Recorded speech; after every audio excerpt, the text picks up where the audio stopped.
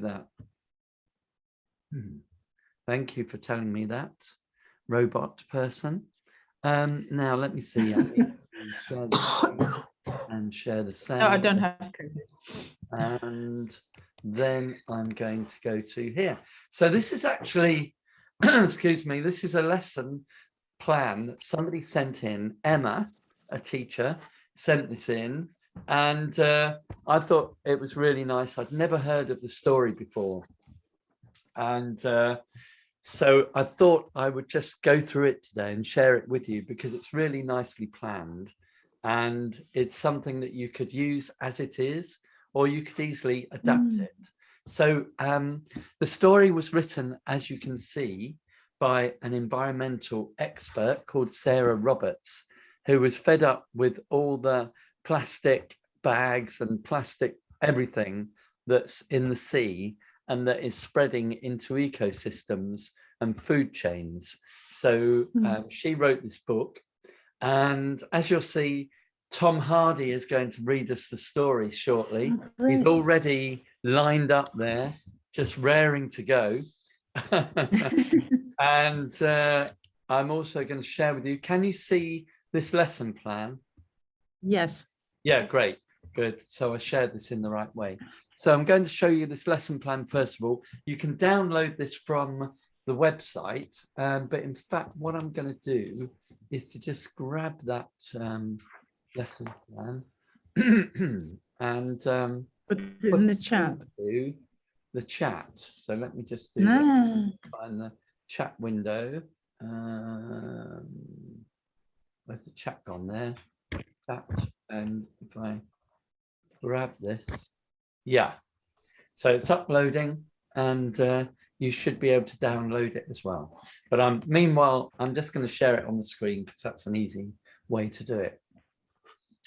So this was designed for Year 3 students, which I think she's a UK teacher, so that's going to make it like 7 to 8 year olds. But it could definitely be done with younger kids as well. Or older who don't speak good English. Yeah, or like many of us here are teaching English as a second language. So this would be ideal for them.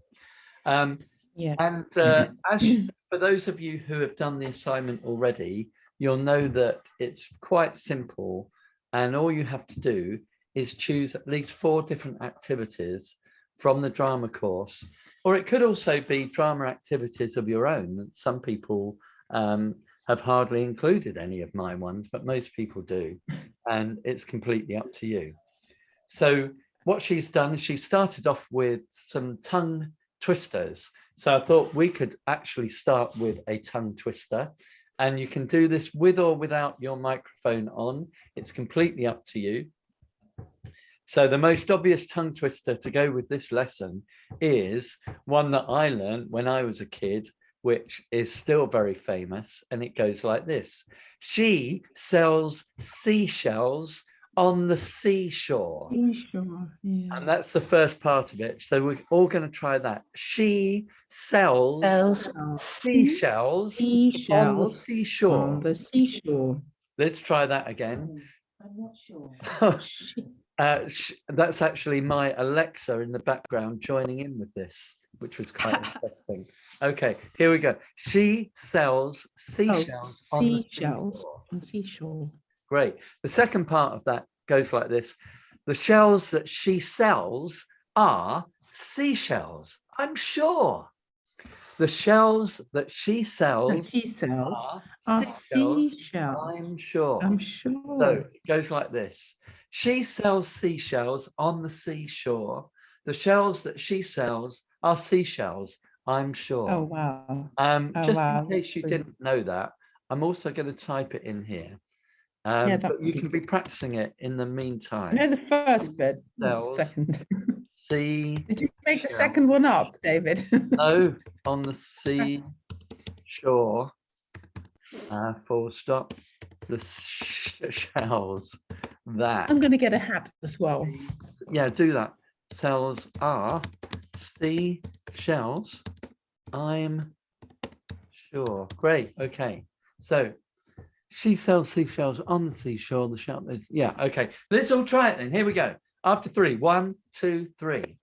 She She sells seashells sells on the seashells on seashore. the The seashore. shells that The she sells shells that she are sells are seashells, I'm seashells. sure. I'm Now we're sure. going to do it again, but twice and twice as fast. Here we go. She sells seashells on the Seashells seashore. on the The shells seashore. that she The sells shells are that she seashells, sells I'm are sure. seashells, I'm She sells sure. seashells on the seashore. The Oh, shells that she sells are seashells, I'm sure. Okay, brilliant. okay. Well, that one is a tongue twister that I've practiced all my life, which is why I'm really good at it. And, if you didn't know it, cheating. you'll find just practicing it and it will trip off the tongue quite easily. Yes. So there we go. There's a fantastic tongue twister to fit with this. So in this lesson, the first activity is Imaginarium, and I'm going to be the teacher. So I'm going to call out the fact that the theme is underwater and the students have to create this scene.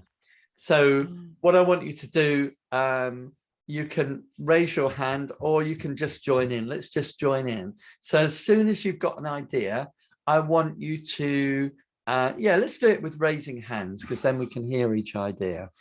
So anyone got an idea for an underwater object or animal that you could be? Okay, anyone brave enough? Yeah, Amy. A jellyfish? Yeah, let's see your jellyfish. Can you be a jellyfish under the water, please? But they also do this like shoot up and then they do like go out and then they shoot like that. Yeah, that's true. That's Yeah, much better than the one that I was good. doing. Yeah. So that's brilliant. Okay, who else? Come on, Josie, what are you going to be? Okay, I'll take my hat off again. I'll be what shall I be? I don't want to be a shark. Could you I'll be an oyster, please? Oh, an oyster. Yeah, Thank you. That's really great. Pearl inside Okay. it. Okay. And yeah, you're welcome to change what you are as well. So Jan, what about you? How about dugong? A dugong, fantastic. They're those big Yeah. kind of sea cow things like Yes, seals yes. or Oh, big yeah, fat yeah, yeah, things. yeah. Okay. How about Sarah Jane? Very nice. I think I'd like to be a lionfish. A lionfish, fantastic. Oh, that is nice. They've got those lovely big whiskery Frills, things. yeah, exactly. Now, Linda, I'm going to have to move my screen so I can see you. There you are. I bet you've had an idea all along and I picked you last. So what are you going to be? Starfish. Starfish, fantastic. So let's all be something, and I'm going to be an exploring person swimming around and looking at all the different objects under the sea and exploring and swimming down deep. Fantastic. All right. And whoosh, you can stop being your object now and come back to being in the boring I was Zoom waiting for meeting. you to stop to start. Didn't know he'd started. Oh no. Oh no, never. Oh no, that's awful. So you better have a go now, Josie. After Okay. 3, let's see your object. Josie, go. There she is. There's the shell with the beautiful pearl inside it. Well done. Really well. Oh, acted. thank you. So I can kind. see why you wanted to do that because you've really been Yeah. working hard on your Yeah, characterization. I was thinking about it. Okay, so let's go over and meet Mr. Tom Hardy, who is actually going to tell us the story. Now, I might stop and start this story because in the lesson plan, Emma has suggested that she does the whoosh storytelling. So if I feel like we might need to act some of it out, then I'm going to stop the video, but let's see how it goes. Here he comes. Hello there, my name's Tom and it's time for a bedtime story. And tonight's tale is all about a little bag who gets lost in the sea. And it's called Somebody Swallowed Stanley. And it's by Sarah Roberts, illustrated by Hannah Peck. Stanley swept into the sea with a splash and a splish. Perhaps he's one of us, thought the other jellyfish. But his stripes were too straight and his tentacles too few. He just floated in the sea, not sure what to do. You see, Stanley was no ordinary jellyfish. Then something terrible happened. Somebody swallowed Stanley. But who could it be? Her tongue was rough as barnacles, her mouth vast as a cave. As she hummed her low song, Stanley tried to be brave. So who had swallowed Stanley? The creature stopped singing as Stanley slid down her slimy throat.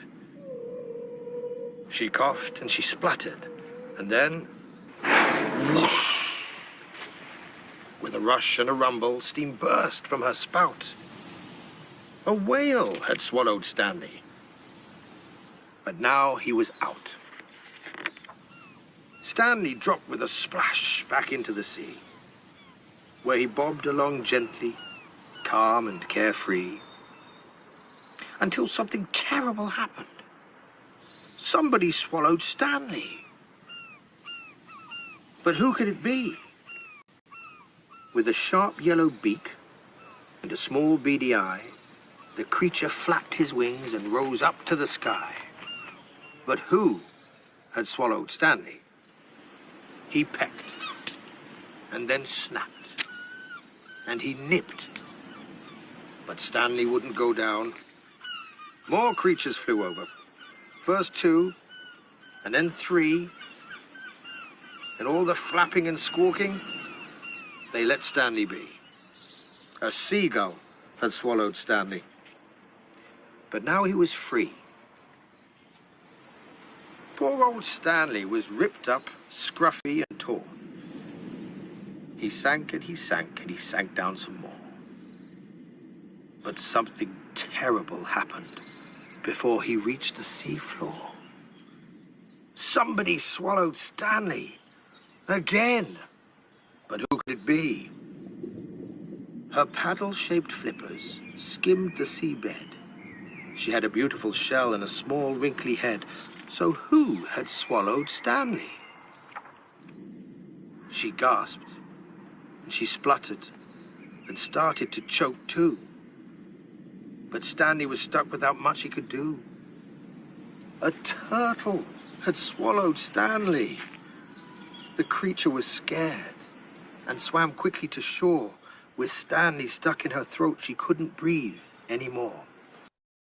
Okay, I am going to pause that now because we're going to act out the first part of the story. Okay, now, unfortunately, I don't have the book. I need to order a copy of it. So I'm going to make up my own version of the story and I'm going to tell it and invite people just to, they don't need to speak, so you can stay muted, but just to be different characters in the story. So once upon a time, Stanley went for a swim in the sea. Sarah Jane, can you show us how Stanley swam about in the sea? Fantastic. And as Stanley floated along, he saw something strange with tentacles. Amy was a jellyfish floating towards him. And Stanley joined in with the lovely jellyfish movement. And in fact, Yan Zhao was also a jellyfish. There was a whole host of jellyfish and Stanley swam along with them, but he was no ordinary jellyfish. And then into the story came a great big fish, Linda, that was actually not a fish. It was a mammal. Can you guess what it might be? It had great big barnacles on its mouth, great big jaws, and someone swallowed Stanley. And so Stanley was swallowed up into the great big whale. Well, the jellyfish swam away in dismay. And then suddenly the whale blew a great big spout of water up into the air, and Stanley came gushing out and flew up out of the sea and into the air, where Josie, a great big seagull, came down and plucked him out of the air before he could land again. And suddenly everybody was a seagull, and they all flew down and pecked at Stanley, and they pecked until they tore little bits off him, and he floated down back into the sea, and whoosh. Fantastic. Well, we could act out the next part of the story as well, but we won't. We've heard that part of the story, and we're going to go back into it to find out what happened next after the turtle swam to the island. The turtle closed her eyes and lay down in the sand. But then Stanley heard footsteps. Help was at hand. A kind boy on the beach came and tugged Stanley free. But then Stanley heard, "Plastic bags don't belong in the ocean blue. Creatures think you're a jellyfish and swallow you." Now, with a rope and a branch, he'd made something new. A kite. Flying high in the air, Stanley soared to and fro, safe from the sea and all the creatures below. Wow. Well, that one little boy saved the turtle, and he helped Stanley too. Now, if one person can save a turtle, just imagine what we can do when we all work together. We can overcome diseases, we can invent amazing new things, we can make the world a better place by helping animals and helping out each other. Now, it's time you were off to bed, so I look forward to seeing you too for another bedtime story. Until then, good night. Well, some of us are just getting up, but some of us might be going to bed soon. So that was a great bedtime story. And I did notice that, by the way, this video is on the page in the course. So when you scroll down, you'll see all the lessons from teachers, and there's this Someone Swallowed Stanley page. And if you look at his video on YouTube, you'll see that Tom Hardy has done some other bedtime stories as well. I haven't looked at them, but if you're addicted to Tom Hardy after that, if you weren't before, then there are some more stories to see. I won't play all of them. My name is Sarah Roberts, and I am the author of Somebody Swallowed Stanley. I wrote Somebody Swallowed Stanley because I'm actually an animal behaviourist, and I work a lot with wild animals in the field.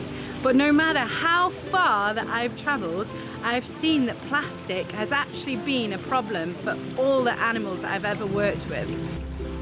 In my book, you saw that Stanley got chewed up and swallowed by lots of different sea creatures, and in the end, he got chewed up by a turtle. I'm here at Loggerhead Marine Life Centre, where they rescue lots of turtles every year that are all affected by lots of different issues. But one of the things that they have seen very commonly is turtles that are affected by plastic.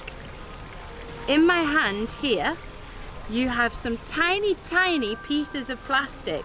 Now, all of these were found inside of a baby sea turtle's stomach. So this was a sea turtle that just hatched, it went off to sea, and then it got confused about what it could and couldn't eat, and it ate plastic. Now, if you imagine, this baby sea turtle would be the size of my hand, and this would be the whole size of its stomach. It's not just turtles that are affected by plastic pollution though. Sharks are also affected, as are many different creatures, and this is because of something called the food chain. Now, at the bottom of the food chain, there are plants. Okay, I'm going to pause it there because I think you know what a food chain is. But if you want to watch the rest of that video, obviously it's a really good one to show to students as well. And it's really nice that this book was written by somebody who knows about the marine ecosystem. The aim of that lesson plan, I forgot to mention, was actually, as she says here, for the students to empathize with sea creatures who might swallow plastic waste. And then it's leading towards them working in pairs to create a poster to encourage people not to throw plastic waste into the ocean. So we've done the first couple of activities, Imaginarium and whoosh storytelling. We also tried. I can see that Emma was working with just girl students, but you could do this with girls and boys.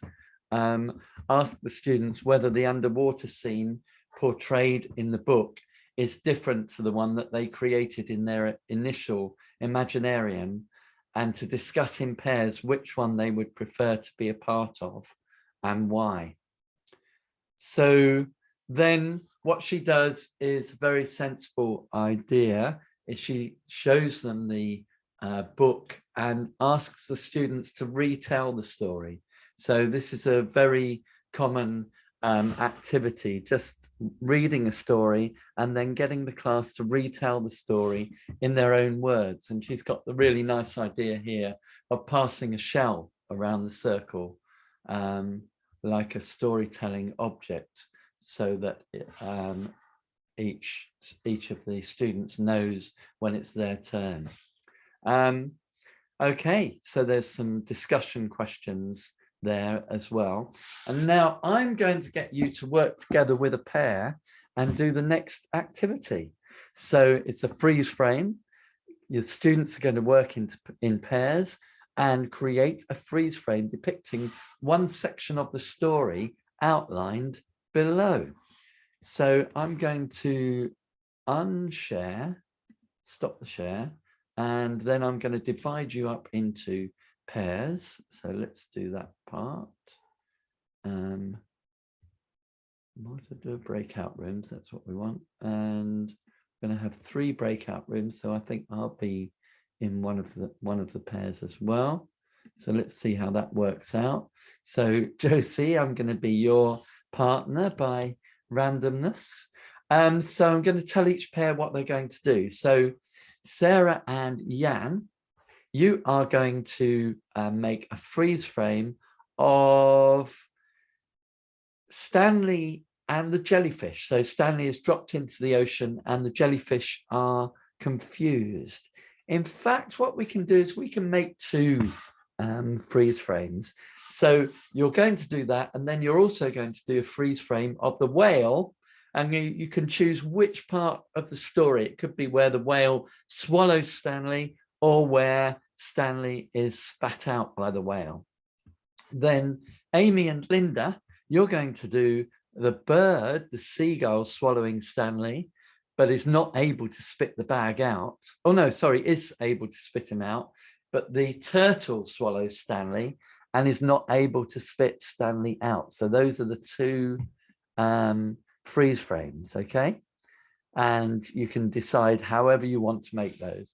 And then Josie and myself are going to work on the young boy who pulls the plastic bag out of the tortoise's throat and then creates a kite out of the plastic bag. So I'm going to give you just a couple of minutes to do this, and then we are going to come back together and show each other what we've done.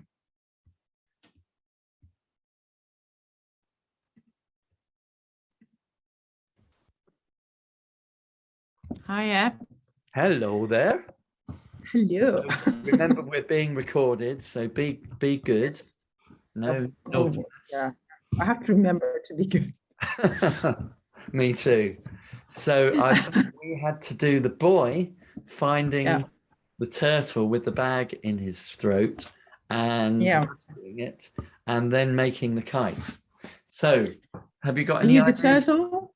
Pardon? Are you the turtle or am I the I turtle? don't mind. What would you like to be? I don't care. I'll be the turtle. Okay.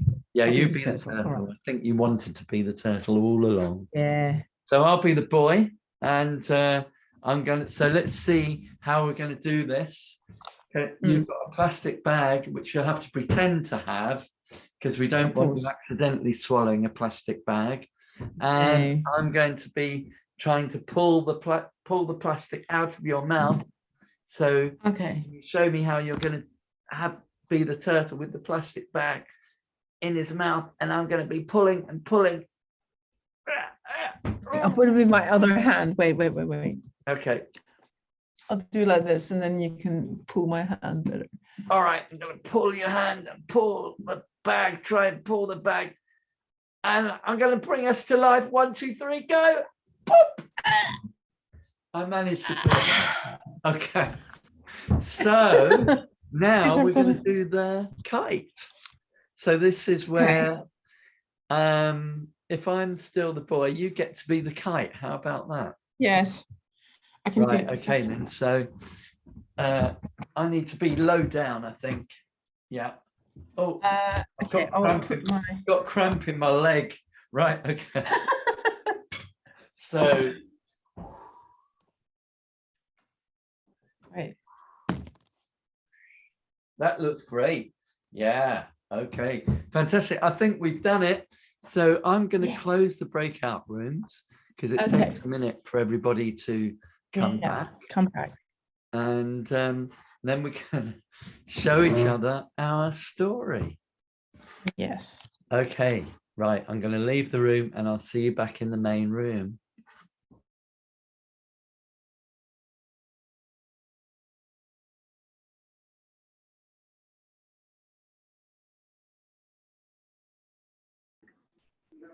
We cannot hear you. Oh yeah, thank you. Sarah and Jan are here, and that's good because they're going to be telling the first part of the story, and then we just need the middle part of the story to arrive, and we'll be ready to tell it. So is this anything like you've been doing already, Sarah Jane, with your beach theme? No, I just arrived at school. So I Okay. actually arrived early so that I could attend this session. So Ah. school starts at 8:30. So you can hear, you might be able to hear in the background their announcements are on the PA system at the moment. No, actually, it's quite good. We can't hear any of that. We can Yeah, so I've had already 4 students knock on my door asking me for help, and I'm trying to chase them away. Okay. All right. But yes, so I don't know what is to come for Beach Day because it just started. Yeah. All right. Well, I'm glad we've got you into the mood for it. So we're going to see the first 2 freeze frames from the story. So what we do for this is everybody is going to switch off their camera apart from Sarah Jane and Jan, who are going to show us their freeze frames for the first part of the story.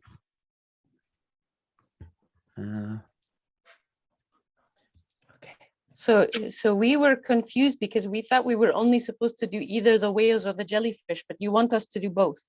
Well, if you can, but if you only did one, then that's fine too. Okay, Jan, do you want to be Stanley or the jellyfish? You're muted, Jan. Sorry, I'm gonna do the confused jellyfish. Okay. Okay, sounds good. All right, ready? Yeah. Okay. Great, good, great confused face. That's really nice. And it's, even though it's a freeze frame, of course, you just have to move, don't you? If you're under It's the hard sea. not to, yeah, for sure. It's hard not to move, and why not? Yeah. So let's see if you can make the second picture as well. Yes. We practiced that one. Oh, good. Yes.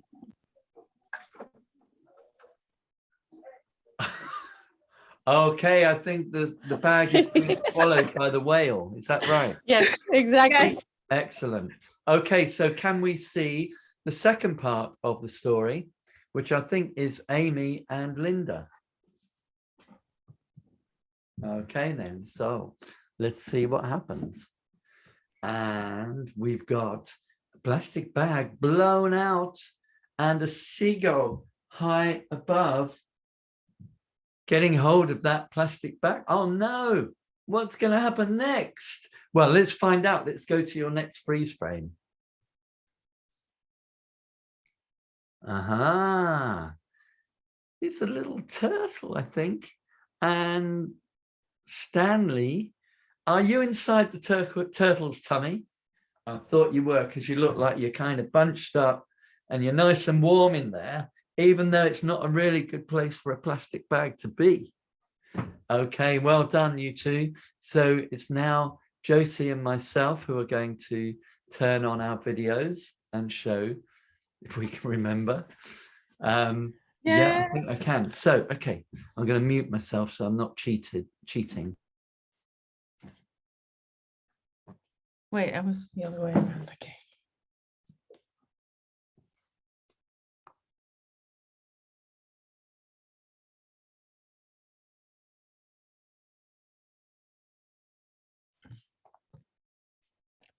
So that was one.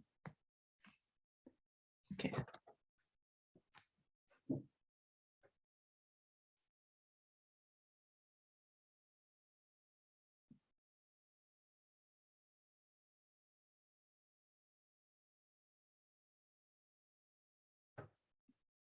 On. Everybody can switch their videos on. Oh, well, that's worn me out. But great story acting, everybody. Really good. So, any questions so far or comments about the story and the activities? Any thoughts or anything that you'd like to add in? No, I think it's a lovely variety of activities. So yeah, I think it's really nice. Yeah, good. Okay, thank you. So we're going to go back to the lesson plan. Sorry, I think it's a little challenging online. Yeah. Especially for younger kids that are inanimate objects, and sometimes you're inside of other things. Yeah. Yes, that is a bit it's a difficult. lovely story, and I think that if I was able to be live with my students, it would be really effective. Yeah. I think, like I said, I think it's a great exercise. I think when some of us are still trying to teach online, it really requires the students to have an exceptional, especially the younger kids, to be able to pretend that they're a bag. That's very true. hard. Yeah, I think you're right.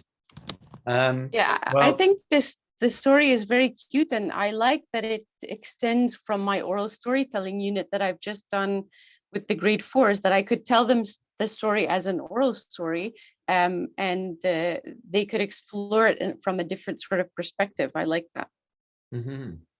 Excellent. I think going back to what Linda was saying about doing this online, well, they could certainly be the different sea creatures, and obviously with younger kids, you could give them examples of creatures. You could show them pictures or videos to give them some ideas. And if you have the time, you might also like to play them some nice floating music, or even some sound effects of under the sea to get them into the mood. That's nice. So that could be nice. And who knows, you might even, with young kids, like the idea of doing what Sarah Jane's done today, and everybody comes dressed for the beach, or to do a theme to do with the beach. It's quite nice to get everybody in the mood to start with. I was also thinking you could, as the teacher, you could be the inanimate object. You could be Stanley, and the kids could be the creatures. That might be easier, but it requires conceptual imagination, which might not be so easy online. I agree. Well, why not do what many teachers of younger kids do, and that is to use a puppet. And in this case, the puppet will be, you can use a puppet. Simply a plastic bag. So very nice. I do know, if you think about a plastic bag, you think, well, that's not really a puppet. But I've seen bags and paper used in puppetry to great effect. What's that film? There's a paper bag dance in a movie that I can't remember the name of, where somebody has just filmed a plastic bag just blowing about in a corner by a wall and put music to it. Can be quite beautiful. But there's a theatre company called Improbable who make theatre out of newspaper, and they simply crumple newspaper together into random shapes. They usually have like 3 or 4 actors, and they have a table and some sheets of newspaper, and then they just start crumpling up the newspaper until it looks like an animal or an object, and then each of the actors will interact with the other objects on the table and start to improvise a story. And you'd be amazed, just from something so kind of throwaway and improbable as newspaper, you can tell a story. So I would really suggest, nice. actually, try it. Get a plastic bag, which I'm just going to do. Yeah. Which door? You do it? Yeah, I'll do it. Yes, later. So actually, I think it's a really. Can you see me, by the way? Or I'll stop the share. There we go. So actually, I think it's a really good idea to have a plastic bag if you're telling the story, because it kind of brings home, what it is, and the idea that something like this could actually be swallowed by creatures is so horrible. But you could even like pass it around and get the kids to touch it and sort of move it around, and that could be very interesting. In the class, you could pass it around. I don't know whether you'd want kids online to have their own plastic bag. Probably not, because depending on the age group, they might, you're not meant to give kids plastic bags. But you could easily, in the story, replicate some of the pictures and some of the movements of Stanley swimming with the jellyfish, quite easily kind of bring it to life and make it quite floaty. There we go. And even, a kite at the end, that could also be acted out. You could act it out like this, couldn't you? Or you could even put a string in it. You could just attach a string to it. You could attach a string, which we might, and if you had a friend to help you, that would be really good, because they could hold it while you flew it. Okay, so great idea. And I'm just seeing there's lots of stuff coming in the chat now. So teaching students to be more expressive in their bodies and faces is very important, as you say, Amy. And 12, 13-year-olds, I guess you're talking about, they're just at that age where they're shy about their bodies, and they also want to be, more than anything, they want to look cool rather than compromise themselves by acting like kids, So my thoughts about that, well, you need the right story, first of all, for the age group. So if you've got something that they can really identify with, but you could also, maybe you could play the mirror movement game with them, where you put them into pairs and they move. But you could also do that once they feel more confident with that. You could get them to do it with their faces as well, so they're not just moving their bodies and copying each other, but trying to copy with faces as well.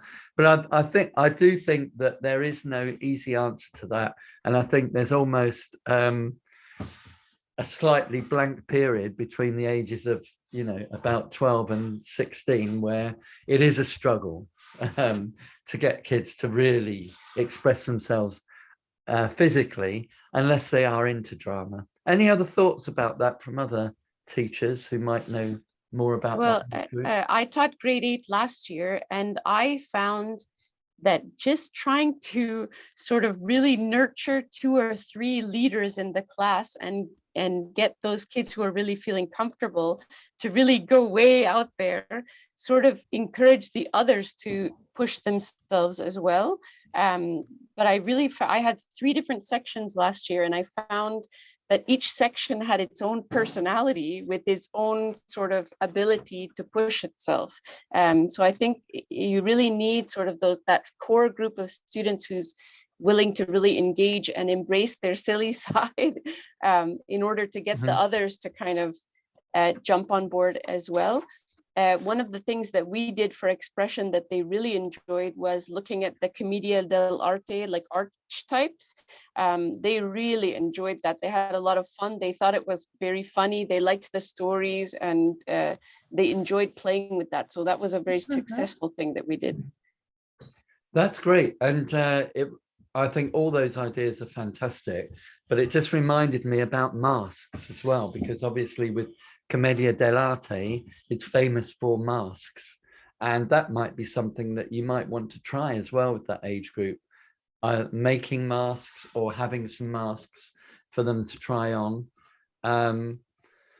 And getting them to watch. Maybe you can't take them to the theatre very regularly, but you could give them some examples of theatre on video, or even just film acting and TV acting on video with actors that they would identify with, you know, to try and motivate them. Josie, did you, you've just typed something in the comments about a PowerPoint. Yeah, I did the snail and the whale. I'm going to do it. I haven't done it yet, actually. I haven't done it yet. So what I did, I made a PowerPoint with the pictures of the book, The Snail and the Whale. Do you know the book? Yeah. Here, this one. It's a brilliant story. It's a really fantastic story. And what I did was I took photos of all the photos in here, put it in the PowerPoint, because that's really the only way I can teach them online. And then went to Google Images, and found some images of rubbish. Then I put those through Photoshop and did like a random sort of cut of things, and put the bits back into the pictures. So I'm going to get them to spot the rubbish in the pictures, and do something similar, like you know, they have to get into pairs or little groups and talk about how they might prevent this, or how could we reuse plastic, how could we solve the problem, the pollution problem. And actually their textbook talks about pollution. I didn't realize this until afterwards, but I thought, oh yeah, great, it fits in. So yeah, great. so Well, I think that fits really well with this theme as well. Yeah, right. Fantastic. Well, if you feel like sharing that with me, if it's in a shape shared, I could share it with other people as well, if you like. The only problem is that it's obviously you're not supposed to take pictures of the book. So I'm not sure whether that's kosher or not. What do you think? I can share it with you. I think but I'm that not you're sure allowed to use. It depends on the country, but you can be allowed to use them if they are within a classroom. Yes, for right. an educational purpose. Yeah. Yeah, but you can't sell them because they're not. No. I can't. No. Okay. Okay. Yeah, I can share them. Yeah, no problem. I can actually put it in there now. Yeah, and as Amy said, the story is told on YouTube as well, so that can be easily shared. And as you'll see from my course, I do mention the snail and the whale a few times. Yeah, I know. Yeah. So it's a really lots of great ideas story about how you can use it. Right. Okay. So we're amazingly running out of time. So I'm going to go back to the lesson plan and just finish off going through it. So one other thing that you can do with those freeze frames that I didn't do is you could get the students to do some thought tracking. So we could have had, you know, the bag, what the bag thought about the jellyfish, who he thought they might be, what the jellyfish thought about the bag, what it was like to be inside the whale, what it was like to be gushed out of the whale into the air, and some nice things as well, what it's like to be a kite, you know. So there's plenty of Yeah. opportunities there for thought tracking. David, Yeah. when we were working on our tableaus, I actually thought about that, and it was like really interesting because as a plastic bag, I could feel that I had made the turtle sick, and I felt really bad about that because it's like that I didn't want to do that. And then I'm like, well, wait a minute, how did I end up in the sea anyway? Like that's not even where I belong. How did that happen? So I think that there's an opportunity there for students to really appreciate that perspective, and then like just take some responsibility. Well, if that human hadn't been so thoughtless and just tossed me aside, like I would have never hurt the turtle. Like that's not what I'm about.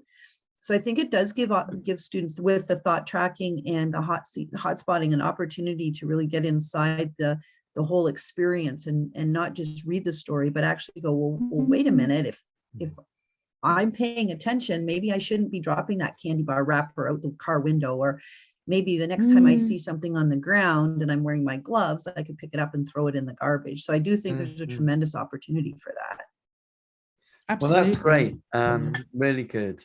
And in fact, what it makes me think about is, you know, depending on your students, how familiar they are with thought tracking, it can take a while for them to get used to the idea, but actually the more you do of it, the better they get. But the other thing to mention here is teacher enroll. So this might be good, especially for those of you who find that students aren't always responsive as you would like them to be. Is actually, you know, for you to play the character, which you were almost doing there, Linda. You were explaining all the feelings, and actually, you know, demonstrate how you can act out a character and show the emotions and so on, which you could then get them to do as well. They could do that in pairs, or they could do that with all in the main session with everybody watching. A great thing to do, which I've talked about before, is where you take a story or a picture and you get the students to be different characters from that story or picture, and the others have to guess who they are. Yeah, who am I? You could play that as a game after you've told the story. Would anyone like to be one of the characters? And we'll try and guess who you are from what you tell us, and you can tell us your feelings, and you can maybe move around as the character to help us try and guess. And putting that together with what Sarah Jane said earlier on, you can, the teacher's trick here is that you can start off with those students who will be more responsive, and get them to demonstrate first of all. So just putting a few ideas together there. Actually, I'm going to do the who am I. Funny enough. Excellent. It's a great little thing. And as you know, kids, whatever age, still like to play guessing games. They like to try and guess who people are. Okay, so soundscape. So this is where in Emma's lesson plan, what she's done is ask the students to first of all make a soundscape, which is a calm underwater environment, and then to make a second soundscape to demonstrate how it might be different once the plastic bag enters the marine cycle, really. So that's quite interesting because it's quite difficult. It is quite difficult, but if you start to think about it, what different noises might you hear? Well, you might hear the seagulls getting very excited about the plastic bag when they see it. The jellyfish maybe could make lots of puzzled noises. Why not? We could anthropomorphize them a little bit, and certainly as Aim is doing there, some movements to show their reactions. You can, especially with younger kids, combine soundscape with movements as well. But certainly, it is a challenge to think about how that might be demonstrated in sound. But the whale swallowing the plastic bag, and you know, what might the sounds be like inside the whale? You know, that's quite interesting as well. There might be some booming sounds, and we might hear the waves, but it might all be a little bit muffled, for example. And then you could pick certain parts of the story. For example, the turtle swimming up through the sea and arriving on the island. So there you've got the sounds within the sea, and then the turtle arriving, and suddenly you've got waves breaking. You've got the sound of the wind in the palm trees, the gulls flying above, and then the boy running up and you know, hearing his excitement when he sees the little turtle and discovers what's inside. Okay, so there's lots of possibilities there, especially if you think about soundscapes as being a storytelling mechanism rather than just a moment in time. It could be like a journey. Okay, Conscience Alley, I wonder if we've got time to do this. 5 minutes, I think we have. So before they finally do the activity of making a poster in pairs, which I think is great, it's a great way to motivate them, this lesson. The Conscience Alley is where you're going to have a student who is a person deciding whether or not they're going to throw a plastic bag into the ocean. And the other students get into two lines facing each other. One line is trying to persuade the person to throw the plastic bag into the ocean, and the other one is persuading them not to. Okay, and the person walks through the middle and decides whether they're going to do it or not. So, oh, thanks for sharing that, Josie. Josie has shared her PowerPoint, I think. So if you click on it during this meeting, you'll be able to download it, which is what I'm going to do now. So I could pass it on. My curiosity is how this person does this Conscience Alley in 10 minutes.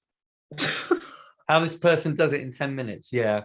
I mean, I've done it my application lesson and taken like 25 minutes, yeah, half an hour with students. I guess it depends on the size of the class. And it also depends on whether they've done it before. It depends on the groundwork that you've done. A lot of it is them thinking about how they're going to express themselves as well. But this can be, you know, Conscience Alley can be built into learning to use language in an expressive way and a persuasive way. A lot of, I know that's something that we do here in the UK, is like using persuasive language, which they would need to do in their posters, but also is great in Conscience Alley. Has everybody here used Conscience Alley before? Okay, Amy and Sarah haven't. So let's do I know one. what to do. Yeah. So I've never tried it online, so that's going to be interesting. So I think I'm just going to nominate people, and Sarah, you are for. Josie, you're against. Amy, you are for. Linda, you're against. And Jan, you are for. And for means that you want the person to throw the plastic bag into the ocean. Against means you don't want them to do it, and you're going to try and persuade them not to. So what I'm going to do in real life, what happens is a student, but it's going to be me just to save time, walks down the Conscience Alley, and there are people on either side in a line. And as they walk down, they can either visit each side and listen to the opinion, or some people do the students whispering the opinions so that you just hear them in each ear as you walk along. Another thing that some people like to do is to actually give characters to the people who are in the Conscience Alley. So maybe on one side, it could be actually you all have to choose to be a marine animal. And that could make it quite fun, because you could actually give the opinion of a jellyfish. So you could say things like, well, I'm a wobbly jellyfish, And I think if you threw that plastic bag into the sea, I might get really confused and I might try to make friends with it. And also I might get my tentacles caught up in the plastic bag, and then I wouldn't be able to express myself as freely as I do. Okay, well, they're obviously not going to say as much as that, but you get the idea. They could get into the character. So I'm going to go down the line, and I hope you remember whether you're for or against. And I'm just going to pick people to give me their opinion. Sarah, Jane, what are you going to tell me? Put me in the hot seat first. Yeah, go on. Okay, so I'm for.